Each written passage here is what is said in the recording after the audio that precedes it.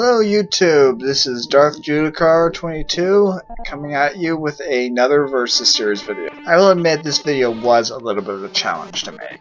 I wanted Darth Nihilus to be the combatant from the beginning, but picking his opponent was a challenge. In the end, I decided on an opponent that would be difficult for anyone to beat in any era, not just Nihilus.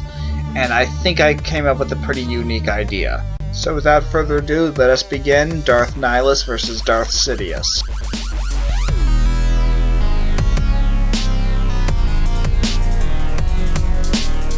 The man who would become the feared Dark Lord of the Sith, Darth Nihilus, was born almost 4,000 years before the Battle of Yavin on an unknown planet. A soldier who fought in the Mandalorian Wars. Over the course of this galaxy-spanning war, this future Dark Lord of the Sith lost everything that he ever cared about. His family, his friends, even his very will to live, but he still managed to live to see the end of the war. While he was at the Battle of Malachor V, he did manage to survive the activation of the mass shadow generator that wiped out the majority of both the Mandalorian and Republic forces. Trapped on the ruined planet by mass shadows, Darth Nihilus was adversely affected by the planet around him, as well as the mass shadows themselves, which manifested in an all-consuming, unrelenting hunger that he felt. However, it was during this time on Malachor V that Darth Nihilus utilized his ability to feed on the energy of other people for the first time, temporarily sating his hunger. The man he once was died that day on Malachor V, and all that was left was the bitter remains that would become the man known as Darth Nihilus. He was later found by Darth Traya, who took him to the Trayus Academy in order to train him in the dark side, along with Darth Sion, and he became the third member of the Sith Triumvirate, Darth Nihilus, the Lord of Hunger. Traya taught Darth Nihilus to utilize his hunger to devour entire planets, making him even more powerful than ever before, and she began to become more and more afraid of her own apprentice. As his power grew, Darth Nihilus, along with Darth Sion, became disillusioned about Darth Traya's plan to destroy the Jedi, and instead wanted to destroy them sooner, as opposed to Darth Traya's plan to wait longer and draw out their destruction. In 355 BBY, Nihilus and Sion joined forces in order to overthrow Darth Traya and take control of the Sith Triumvirate and its empire. Ambushing her in the core of the Trayus Academy, Nihilus and Sion caught the older Sith off guard and locked up her Force abilities, preventing her from using them and casting her into exile, once again plunging the Sith Order into chaos. And so Darth Nihilus traveled to the farthest reaches of the galaxy, seeking out and feeding upon even more powerful sources of the Force. Utilizing this, he managed to target and take out many members of the Jedi Order, along with Darth Sion, becoming what would be known as the First Jedi Purge. However, even as his power grew, Darth Nihilus's body began to fail him as he began to erode and was being consumed by his own power and hunger. In order to stop himself from dying, Darth Nihilus consumed his own body and bound his spirit to the robes and mask that he wore, making him in essence a Force ghost that still walked among the living.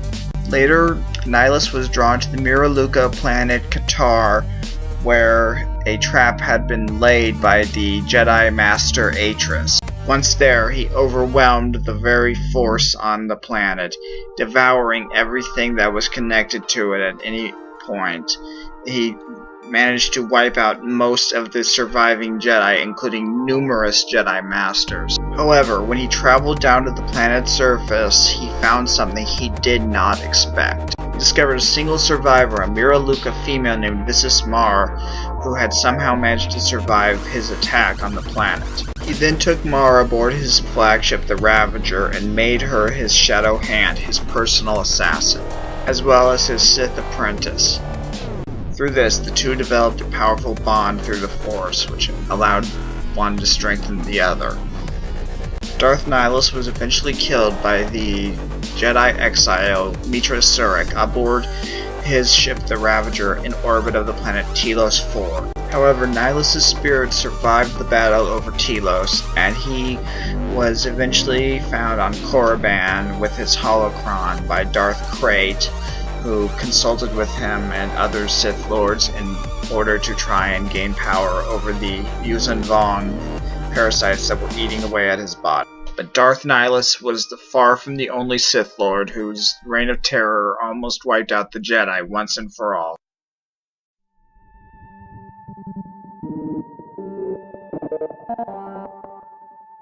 The eldest son of Kasinga Palpatine, Darth Sidious, was born 82 years before the Battle of Yavin on the planet Naboo. The young Palpatine was extremely ambitious and intelligent, believing that he and his family, the noble House Palpatine, was worthy of having great power on Naboo and in the galactic community itself.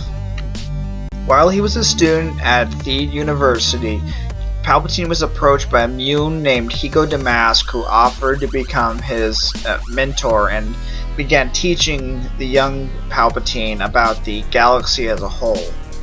After only a little bit of pushing by Damask, Palpatine killed his own family after they had forbidden him from talking to the Muun, after which Damask revealed himself to be Darth Plagueis, the Dark Lord of the Sith. Plagueis then took Palpatine on as his apprentice, naming him Darth Sidious. However, Darth Plagueis intended to use Darth Sidious only as a figurehead in galactic politics, hoping to have achieved immortality by that point and ruling forever as the eternal Dark Lord of the Sith. Towards the end of his training, Darth Sidious took on a young male Night Brother who would become his first apprentice, Darth Maul. Over time, Darth Sidious gained more and more power and influence, finally gaining a seat in the Galactic Senate as the senator from Naboo. Plagueis and Sidious went on to instigate the Naboo crisis in the hopes of garnering sympathy for Sidious as he made his bid for the chancellorship against Valorum. However, Valorum made the unexpected move of commissioning the Jedi Council to send two Jedi, Obi-Wan Kenobi and Qui-Gon Jinn, in order to negotiate on the behalf of the Naboo people. When the Naboo Queen Amidala arrived on Coruscant at the height of the crisis, Palpatine recognized that he had an opportunity to take the leadership of the Galactic Republic from Valorum. He convinced her of Valorum's corruption and to push for a new Chancellor to be elected through a vote of no confidence. Nominated by Senator Orn Freetal, Sidious in his guise as Palpatine was seen as the middle ground between the Loyalists and the corrupt politicians that had been squabbling over the power in the Senate. This mixed with the sympathy vote towards Naboo's plight, along with the influence of Darth Plagueis, led to Sidious becoming Chancellor almost in a landslide. By this point, Sidious had grown tired of living in the shadow of Darth Plagueis. Calling the Elder Sith Lord to Coruscant, Palpatine got the Elder Muun drunk, and after taunting him incessantly, he finally killed Darth Plagueis, his mentor, ascending to the title of Dark Lord of the Sith. During the first 8 years of his term as Chancellor, Sidious was responsible for the formation of the Red Guard. This controversial group served as Sidious's personal guard, acting only under his orders and answering to no one else. It was also during this period that he encountered the future Grand Admiral Thrawn, who had attacked the outbound flight mission. He then took on Count Dooku as an apprentice and began laying the groundwork for what would be known as the Clone War. As the threat from the Separatists became more and more apparent, Sidious was granted emergency powers by the Galactic Senate. He first used these powers to form the Grand Army of the Republic from the clone army designed by the Kaminoans on his orders, and used them to attack the Separatists on the planet Geonosis, beginning the Clone War. As the war progressed, Darth Sidious's power grew as he tightened his grip on the Republic, becoming more and more like a despotic leader than a champion of democracy, as he had once claimed to be. And at the same time, through his apprentice Count Dooku, Darth Sidious controlled the Separatist movement as well, effectively controlling both sides of the Clone Wars.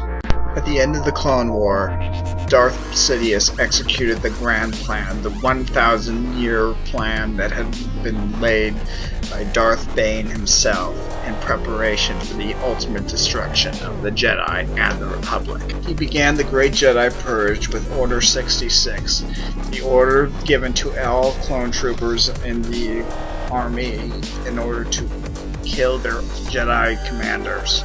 At the same time, he ordered his new apprentice, Darth Vader, to lead the assault, along with the 501st, on the Jedi Temple, which ended in the deaths of almost all the Jedi and younglings that were inside.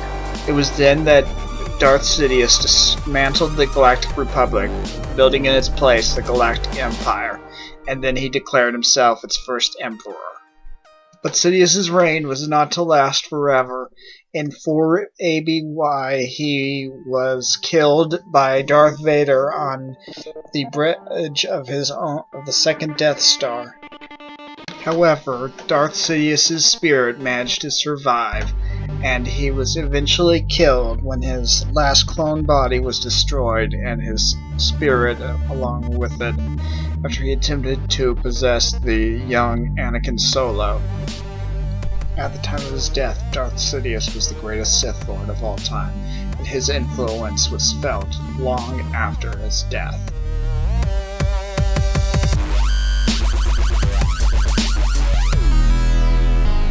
First, I will compare their physical attributes and handicaps.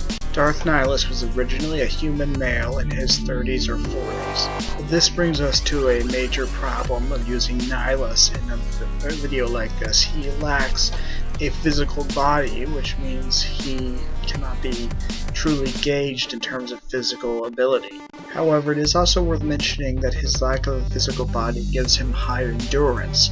He is able to outlast in a battle because he can survive massive strikes against his body, even lightsaber strikes that would otherwise kill a person. As strong as he might be, however, Darth Nihilus does have a weakness. His hunger, if not fed, will weaken him considerably, a disadvantage that any enemy might be able to take advantage of.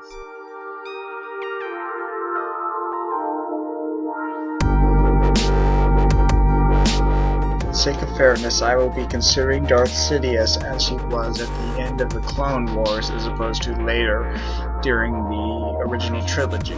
Darth Sidious was a human male in his late 60s at the time of the Clone Wars.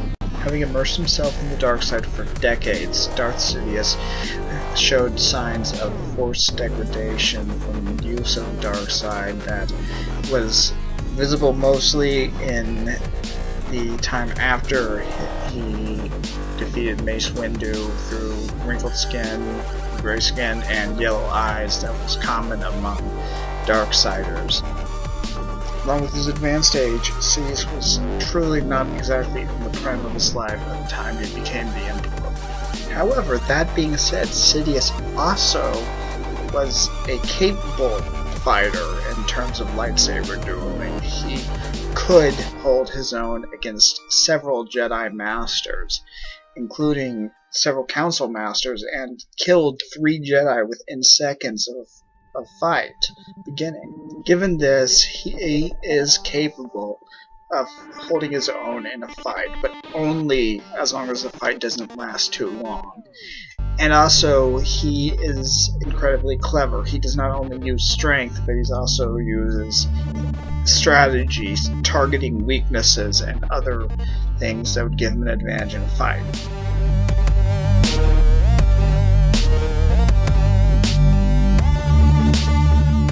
In terms of physical attributes, this is actually not that hard of a call to make. Both combatants are highly skilled and highly durable, especially given their weaknesses and that could possibly be detrimental, but they have managed to survive and even flourish. However, I'm going to have to give this one to Darth Nihilus. While he lacks a physical body, his ability to endure hits does give him a strong advantage in any fight, and I believe that this might be a deciding factor, but it probably will not be the only one. However, as the battle drags on, this will become less and less important. If they can end it quickly, yes, Nihilus might have the advantage, but Nihilus is not equipped for a prolonged fight, and that will possibly be his downfall. So in the end, he gets the advantage, but only barely. Now I will compare them as lightsaber duelists and martial artists. While Darth Nihilus's form is not confirmed, I have managed to study several videos of him fighting, and I think that I might have an idea of what he used. Along with other Versus series video makers, I believe that his primary form of lightsaber combat is Form 2 Makashi. Unlike other forms of lightsaber combat, Makashi focused almost exclusively on lightsaber dueling. Utilizing a series of flourishes and other powerful moves, Makashi was capable of fighting off many opponents, usually focusing on just one, but when it was properly applied, it could combat multiple opponents, especially if combined with other lightsaber forms. However, while looking at the videos, I believe that Nihilus may have also utilized Ataru in combat to an extent, because he was able to use acrobatics as well as other forms of combat, but this might be just a theory.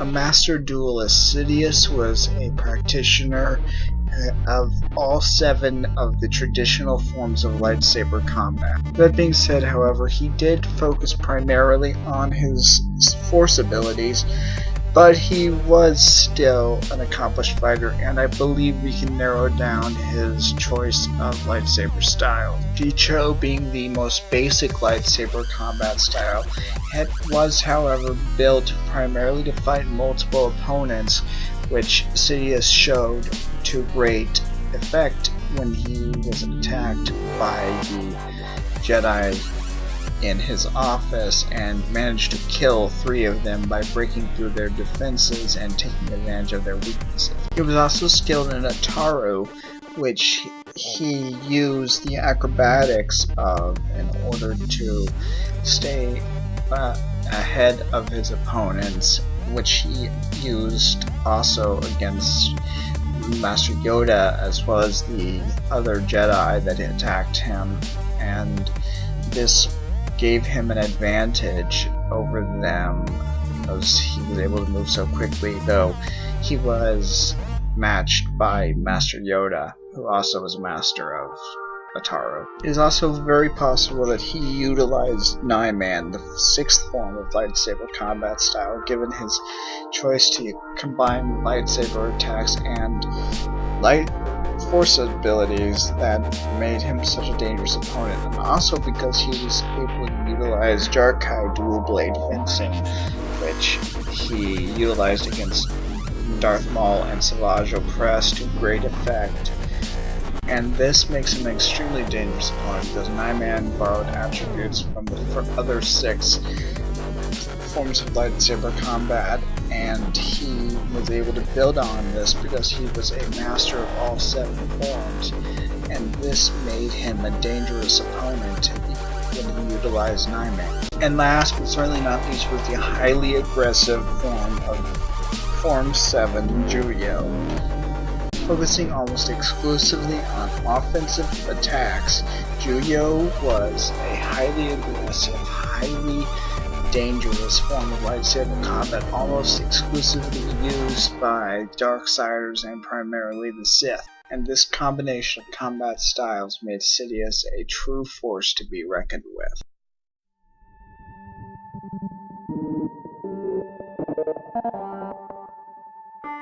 This is actually a fairly easy call to make. While Nihilus has some skills with the lightsaber, he does not have the variety that Darth Sidious has as a master of all 7 lightsaber combat styles. However, it is also worth mentioning that both combatants do not put a lot of emphasis on their lightsaber skills, instead focusing on their Force abilities and using the lightsaber mostly as a defensive mechanism and occasionally as an offense. Despite this, I give Darth Sidious the advantage when it comes to lightsaber abilities and martial arts. I will now compare their abilities in the Force. Darth Nihilus was an extremely accomplished Force user, capable of reaching out across whole solar systems in order to increase his power and influence. He could feel the Force around him in individuals across a great distance, making him dangerous to the point where just having the Force made you possible target for his hunger. And that's where his trump card comes in, this powerful variation of Force Drain that he utilized in combat and in other ways to drain the very life force out of individuals, feeding on them that would sate his hunger even temporarily. But the more he fed, the more this hunger consumed him. His hunger was so great that I believe, along with many others, that if he hadn't been stopped, he would have gone to destroy all life in the galaxy, much like Darth Vitiate attempted to do, and he would have not stopped until there was nothing left. The other thing that set him apart from other Sith Lords was his dark side equivalent to Force Sever, the ability to cut someone off from the Force itself and to remove their power in the Force, basically, as he demonstrated with the help of Darth Sion on Darth Trail. He was also a practiced hand at Force Lightning, as well as Force Telekinesis, which he utilized to actually lift up entire starships, which was no mean feat, and was actually quite impressive in itself. He could also use abilities such as Force Scream, Dark Rage, and a form of Dark Healing that was extremely effective. Probably the greatest thing Darth Nihilus ever did in the Force was bound himself to his armor and his mask. His existence as a spirit means he is almost impossible to kill in lightsaber combat. He, even after his battle with Meech Surek, managed to survive and went on to live on Korriban in the form of a spirit, and it was eventually found along with his holocron by Darth Krayt almost 4,000 years later.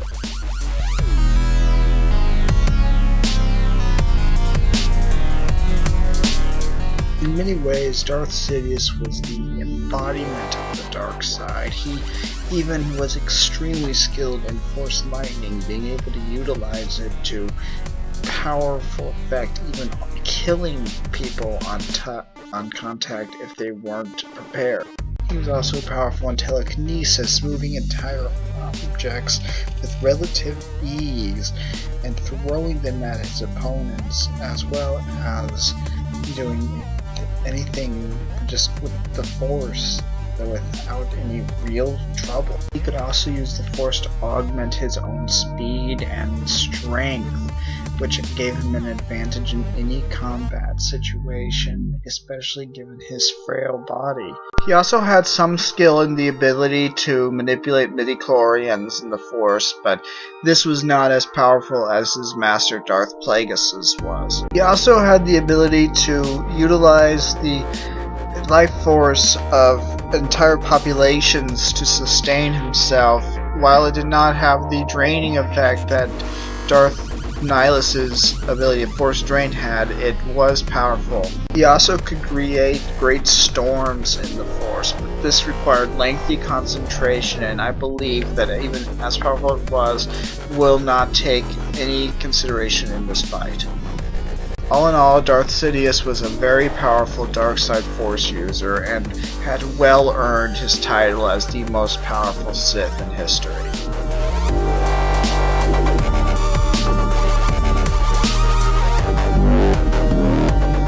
Now this is where we get kind of an unusual problem.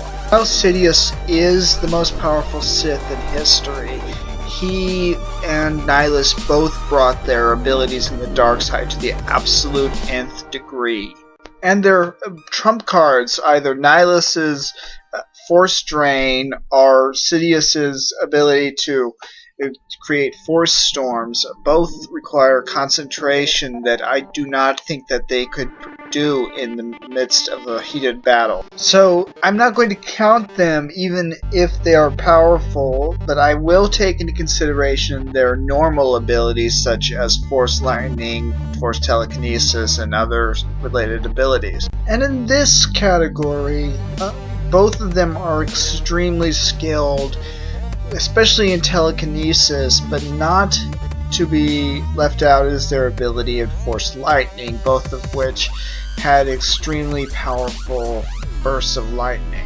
The one final note on Force Drain, it is possible that it would not work on Sidious, as Nihilus did not use it against Sion and Traya, so it is entirely possible that Sidious may know a way to defend against it.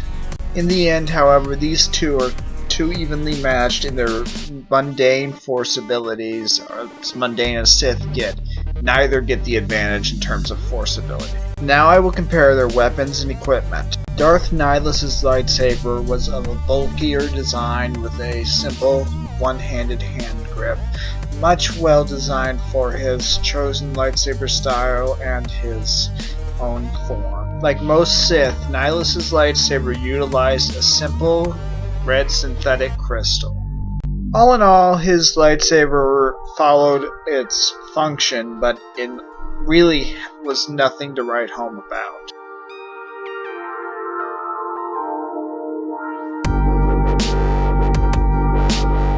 Likewise, Sidious's lightsaber followed a simple design, but was coated with electrum, which, other than having a aesthetic value, had no real bearing on the attributes of the weapon.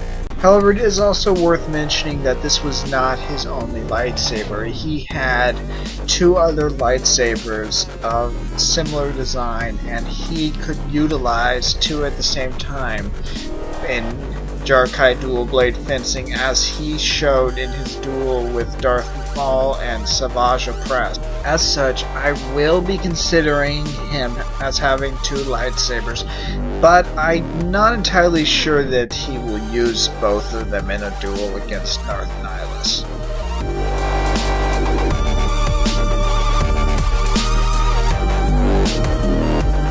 To be honest, both of them have standard lightsabers. The only thing really setting them apart is Sidious's use of electrum. But that being said, Sidious does not only have one lightsaber, and he is skilled at Jar-Kai dual blade fencing. As such, on the factor of quantity over quality, I give Darth Sidious the advantage in terms of arms and armament. However, I do not consider this a large factor, as he may not utilize both lightsabers at the same time.